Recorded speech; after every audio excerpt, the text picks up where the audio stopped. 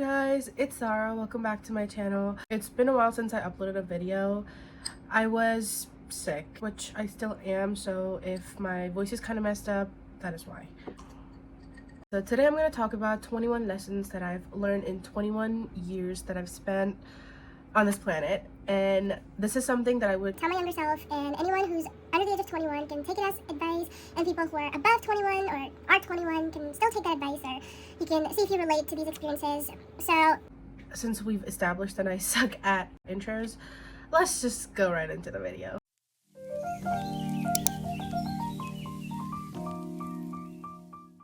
Lesson number 1. Blood is not thicker than water. I know growing up we're told that family is everything, family comes first, and people who related to you by blood are the most important thing in the world, but that's not quite true. Sometimes people who support you the most could be people that aren't related to you at all. It could be friends, partners, classmates, it could be a teacher or a mentor who really believes in you more than any of your family members ever did. So just remember that the family that you choose and create could be more important or equally important to the family that you were born into. This goes without saying that if there's a toxic family member, it is okay to cut them off, and you don't have to feel guilty about it, because you only need to keep people who serve you into your life. You don't have to have a relationship with people just because they're related to you. Lesson number 2. Hard work triumphs talent. Listen, all of us want to know that one thing that we're really good at and monetize it. But being good at something isn't going to take you far. Sure, having a natural talent can give you an edge and a head start, but it's the dedication and effort that you spend honing that skill that's going to take you to the end goal. It's kind of like a person having perfect pitch may have an edge at becoming a better musician, but another kid with absolutely zero knowledge and talent in music, but who works twice as hard, is probably going to be a better musician 10 to 20 years down the line. Consistent hard work can outshine talent if talent doesn't work hard enough. Lesson 3. Luck plays a bigger role in your life than you think. I think out of all the lessons, this is probably going to be the hardest pill to swallow. We all want to feel that everything is in control, and having someone tell us otherwise is not a very good feeling. It's easy to blame luck when it's other people's success. Like, sure, he was at the right place at the right time, and that is why he got so lucky. But when it comes to us, we don't really want to hear it. We want to say, I worked day and night to achieve that. I wasn't born lucky.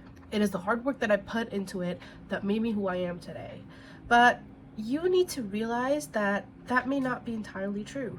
You need to acknowledge the role of success in everything good that has ever happened to you. This not only keeps you humble and grateful for everything that you have in your life, but it also makes you more empathetic towards people who may not be doing as well in their life. Maybe they work really hard, but luck's just not on their side. Sometimes things happen in life that are beyond our control, and that is completely okay. Lesson number 4. Grown-ups aren't always right. When we're little, we're told that parents know the best, or elders, or adults, or grown-ups have your best interest at heart, and you should probably listen to them. But as you grow up, you realize that they're humans too, and therefore they make mistakes as well. They have their own biases and their limiting beliefs, and whatever they know about life comes from their own personal experience and the things that they learned growing up. And those beliefs and ideologies just may not be applicable to your life, and that is completely okay. So don't be scared to stand up for something that you really believe in. Just don't be disrespectful about it. Lesson 5. Failure is inevitable. No matter how hard you try, no matter how many plan Bs or backup plans that you have, you cannot avoid failure. It's just a natural part of life, and honestly an essential part of growth. And instead of being scared of failure, I know that a lot of us have a really bad fear of failure. I know I do. But instead of being scared of it, you need to embrace it as a learning opportunity to be a better person. Everyone fails at some point, but it's how you handle that failure and learn from it is what truly matters. Lesson number 6. What happens to you may not be your fault, but it is your responsibility. I once read in a book that if somebody leaves a baby in a basket at your doorstep, it's not really your fault that the baby got there, but now it is your responsibility of what happens in that baby's future next. Even though some things may happen in your life that aren't really your fault, it is your responsibility to try to fix it and get out of it. And it can get really complicated when it comes to controversial topics like the loss of a loved one or being cheated on, but at the end of the day, the point still stands. It's not at all your fault that any of that happened to you, but it is your responsibility to make sure that you get out of that place. A lot of the times we depend on other people to fix us. Like if you get cheated on, maybe you expect the person to give you closure and give you a reason as to why they did that. But at the end of the day, no one really owes you anything. It is your responsibility to make you happy, and the day that you change your perspective about life and take ownership, that's the day that you're gonna be a different person. Lesson 7, there's no such thing as a love at first sight. I know so many of you are gonna be like, no, but it is. Maybe you just haven't experienced it. I've experienced it, but I'm here to tell you that, honey, that does not exist. What you're experiencing is lust. I know that we've glorified this love at first sight so much in movies and in books, but it's just a bunch of chemical reactions that your body's going through. It's the pheromones, it's hormones, and it's just your body wanting to reproduce with an attractive person. I mean, have you ever had a love at first sight with somebody that you did not find attractive? Your body's just telling you to mate with a physically good-looking person for genetic advantage for your children. That's it. And no matter how gorgeous that human being is, eventually you're gonna get sick of them too. Love is not attraction. It is a decision that you make every single day. You pick a person that you want to spend the rest of your life with, and then you wake up every single day and choose to be with them. Sometimes they're gonna get on your nerves, sometimes you're gonna absolutely hate them, but it's that decision to stay with them every single day, and that is true love. Now, I just want to put this out there so I don't get canceled. This does not go for abusive relationship. Girl, if you think that he's just gonna treat you like shit, and I'm saying that it's your decision to choose to be with him every single day, yeah, keep scrolling. This is not your sign. Lesson number 8. Indifference is the best revenge. I know it is so hard to be the bigger person. When someone does you wrong, all you want is revenge, and you can't help but hold a grudge. If someone comments something mean on your post, you want to give that sassy comeback. When your ex dumps you, you want to post that sexy picture of you and tag him so he can see how hot you got. But listen, that goes on to show them that you still care. That goes on to show them that what they're doing and what they did still affects you.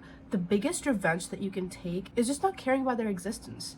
Just go on, live your life, show them that you're unbothered, that you're thriving and being the best version of yourself, and their existence really does not matter to you at all.